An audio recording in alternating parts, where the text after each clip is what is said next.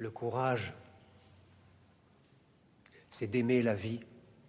Je tenais tout simplement, en ce 31 juillet, vous remercier d'être présents, parce qu'un certain nombre d'entre nous sommes partis.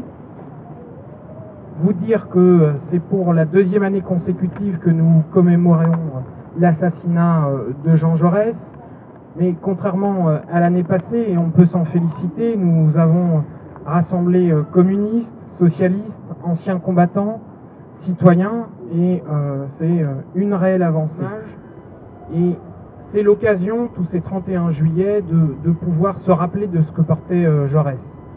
Son esprit de justice, de paix, de solidarité, d'unité et d'espoir en l'avenir. C'est pour moi ce que je voulais en tout cas vous indiquer, ce sont les mots et les valeurs que l'on doit porter dans nos combats quotidiens. Donc Nous sommes rassemblés pour honorer la mémoire d'un homme qui, il y a 101 ans, s'effondrait sous les 2 balles du revolver de Raoul Villain au Café du Croissant à Paris. Jean Jaurès mourait à 2 pas de son journal, L'Humanité, qu'il avait créé en 1904. En préparant cette intervention, j'ai parcouru des bouts de discours, de phrases et d'articles de Jaurès. Comme beaucoup d'entre vous, sûrement, je me suis fait la remarque que ces bouts de discours, ces phrases étaient d'une brûlante actualité. Évoquer l'homme de paix tout d'abord, l'homme qui jusqu'au bout lutta contre la guerre, non pas d'une manière fataliste, mais avec la conviction que la guerre était la conséquence d'un ordre social qui privilégiait une minorité de privilégiés, le capitalisme. C'est ce même ordre social qui provoque encore et toujours tant de désordre aujourd'hui. Aux mêmes mots, les mêmes conséquences. La guerre tue de plus en plus dans le monde. En 1914, on disait que la guerre, c'était pour préparer la paix. C'est toujours le même argument qui est évoqué lorsqu'on avance une armée dans un pays à notre époque. Jaurès disait, juste avant la guerre, si Chauvin de France et d'Allemagne réussissaient à jeter les 2 nations l'une contre l'autre, la guerre s'accompagnerait de violences si sauvages qui souilleraient pour des générations le regard et la mémoire des hommes. Force est de constater que c'est ce qui s'est passé, force est de constater que non seulement la leçon n'a pas été retenue, mais que la barbarie sévit encore et toujours plus.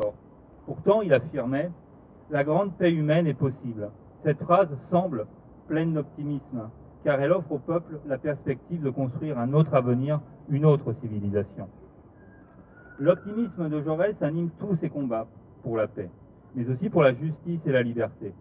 Il avait une confiance inébranlable dans le peuple, dans sa force à se libérer des forces dominantes, comme il le disait, qui l'entravent. Pour Jaurès, la solidarité humaine, le sentiment de justice, le désir d'émancipation ne sont pas des rêves stériles, mais le moteur de toute vie authentiquement humaine.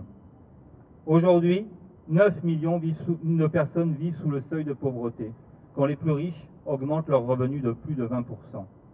Dernièrement, on a privatisé une plage publique pour le roi d'Arabie Saoudite, car, disait-on, c'est bon pour le commerce.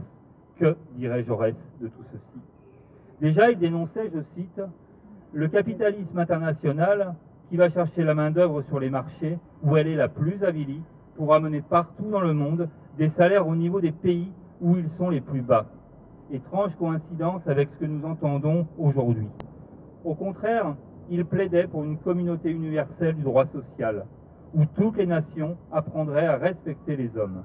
Étrange et malheureuse coïncidence, tant les combats d'aujourd'hui ressemblent à ceux de cette époque. Non, le capitalisme n'a pas changé. Nous pensons qu'il utilise les mêmes recettes et les mêmes arguments qu'hier.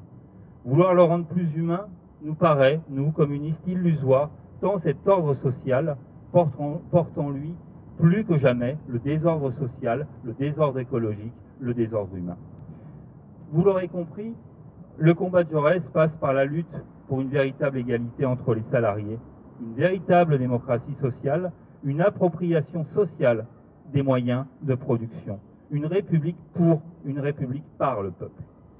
Aujourd'hui, nous sentons de la colère lorsque nous entendons les patrons, le MEDEF, les mêmes qu'au moment de Jaurès, parler de la liberté du travail pour justifier des restrictions du droit de grève. c'est plus d'aliénation des salariés qu'ils exigent aujourd'hui. La véritable liberté, ce serait d'appeler les salariés à donner leur avis sur le travail, son contenu et ses objectifs, à les associer aux décisions. Évoquer Jaurès, c'est aussi parler de son infatigable combat pour toutes les causes justes, pour Dreyfus, pour la laïcité, pour l'éducation des enfants, pour l'éducation des jeunes et des adultes, car une véritable démocratie suppose de donner à chaque citoyen, à tout moment, les moyens de se faire en permanence sa propre opinion. Jaurès comprit très vite la puissance du pouvoir des idées et l'intérêt de la classe dirigeante à posséder les moyens d'information. C'est plus que jamais vrai aujourd'hui. La création de l'humanité en 1904 poursuivait le but. Ce but, permettre à la classe des travailleurs, à la classe des salariés aujourd'hui d'avoir leur propre organe de presse. L'objectif du journal L'Humanité est d'être ouvert à toutes les tendances et pratiques du mouvement ouvrier et aux plumes des grands intellectuels. Jaurès a eu cette phrase magnifique que beaucoup connaissent, je la cite: « Le courage, c'est de chercher la vérité et de la dire, c'est de ne pas subir la loi du mensonge triomphant qui passe et de ne pas faire écho de notre âme, de notre bouche et de nos mains aux applaudissements imbéciles et aux huées fanatiques. Ayons confiance, ne renonçons pas, n'abandonnons pas cet idéal porté par Jaurès, cet idéal humaniste et progressiste. Au contraire, portons haut ses couleurs. C'est, je pense, le plus bel hommage que nous pourrons rendre au combat de Jean Jaurès. Merci de votre attention.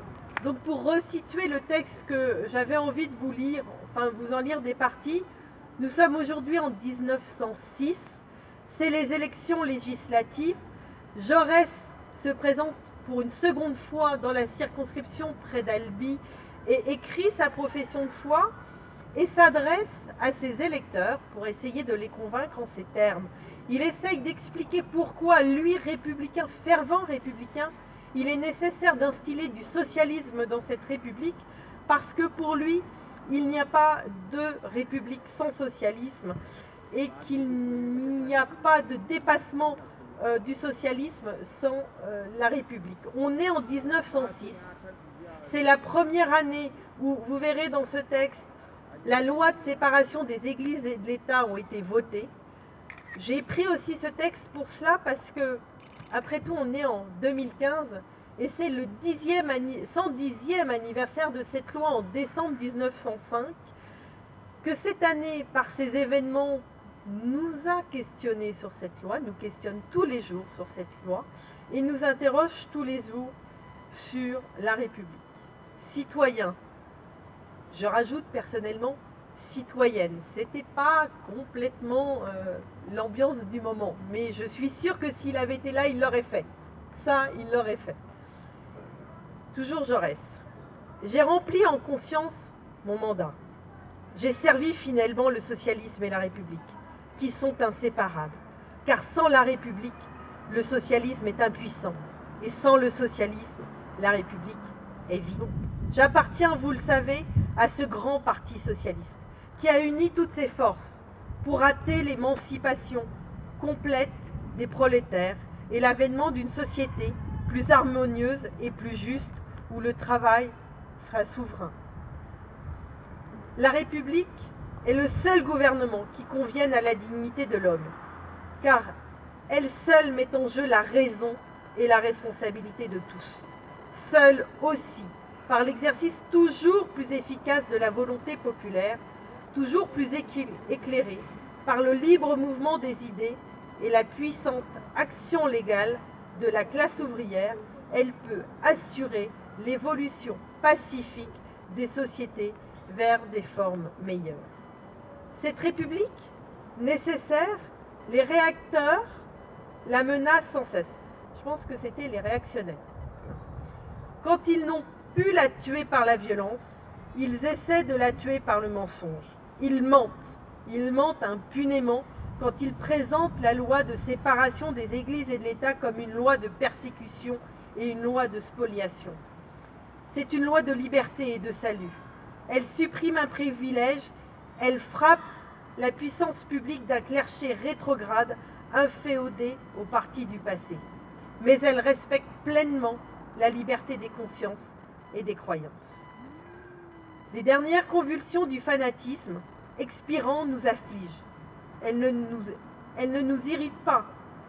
Et nous n'exerçons pas d'autre vengeance que d'appliquer la loi sans faiblesse, mais sans colère, sans hésitation, mais sans aggravation, dans l'esprit de liberté où nous l'avons fait. Débarrassée enfin des entraves cléricales, la République reprendra et agrandira l'œuvre de réforme à peine commencée. Par la loi de l'assistance sociale aux vieillards, indigents, aux infirmes et aux incurables, nous avons proclamé le droit à la vie. Avec vous tous, citoyens, citoyennes, avec tout le Parti socialiste, avec la classe ouvrière et paysanne, toujours mieux organisée, avec les républicains qui veulent donner son plein sens à la République, je travaillerai à cette grande œuvre qui sera une œuvre d'apaisement aussi bien que de justice. Vive la République sociale!